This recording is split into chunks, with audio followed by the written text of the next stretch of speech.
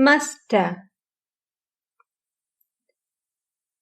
You may ask, is there any difference between the realizations of two Gyanis, one a householder and the other a monk? The reply is that the two belong to one class. Both of them are Gyanis. They have the same experience.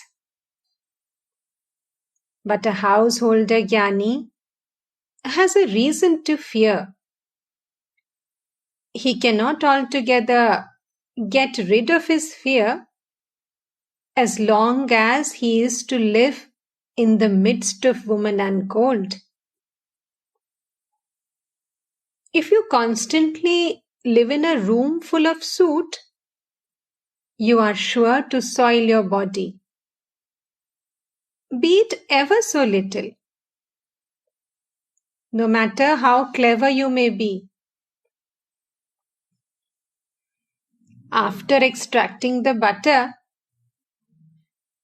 if you keep it in a new pot, then there is no chance of it getting spoiled. But if you keep the butter in a pot where curd has been kept, well, then it is doubtful whether it will keep its flavor. Laughter. When they parch rice, a few grains jump out of the frying pan to the ground. These are white, like Mollika flowers, without the slightest stain on them. But the grains that remain in the pan are also good, though not as immaculate as the fresh Mollika flower. They are a little stained. In the same way, if a monk who has renounced the world attains divine wisdom, he appears as spotless as the white flower.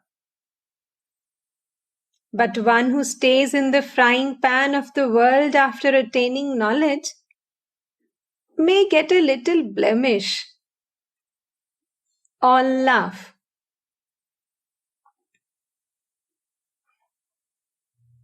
Once a Bhairavi came to King Janaka's court. At the sight of the woman, the king bent his head and cast his eyes to the ground. At this, the Bhairavi said, O Janaka, even now you are afraid of a woman? Through perfect knowledge, a man becomes like a child 5 years old. He does not know the distinction between a man and a woman. Although a Gyani living in the world may have a little blemish, yet this does not injure him.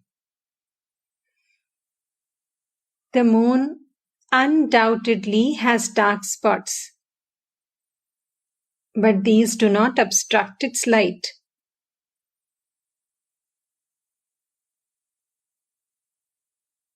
After realizing God, some souls perform work in order to teach men.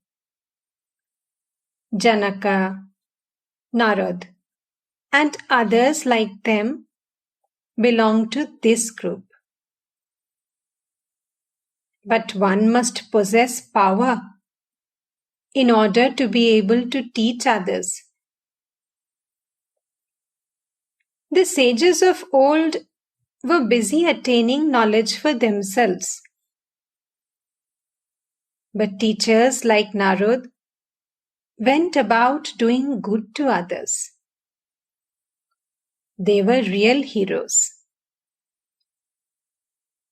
A worthless stick floating on the water sinks under the weight of a bird. But a heavy and substantial log floating on the water can support a cow, a man, or even an elephant. A steamboat not only crosses the water itself, but carries many human beings with it. Teachers like Narod may be compared to the heavy log of wood or the steamboat. One man, after eating a tasty morsel, removes every trace of it by wiping his face carefully with a towel, lest anyone should know. All laugh. Another again, having got a mango, not only enjoys it himself, but shares it with others. Even after attaining perfect knowledge, teachers like Narodo retained love of God in their minds for the welfare of others.